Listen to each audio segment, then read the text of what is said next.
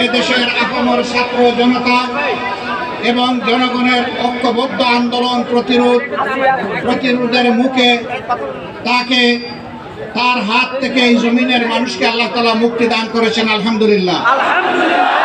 যাদের ত্যাগ এবং তিতিক্ষায় বাংলাদেশের জনগণ আজকে স্বস্তির নিঃশ্বাস ফেলতে পেরেছে। আমি সর্বপ্রথম 2009 সাল থেকে শুরু করে এ পর্যন্ত যারা শাহাদত বরণ করেছেন, বিশেষ করে সম্প্রতি বৈষম্য বিরোধী ছাত্র আন্দোলনে স্বৈরাচারের সকল অপকৌশল রুখে দেওয়ার জন্য যারা জীবন দিয়েছেন, মহান মানবের দরবারে তাদের জন্য আমি শাহাদত কামনা করছি। ভাই ও বন্ধুগণ, এর পাশাপাশি লক্ষ লক্ষ মানুষ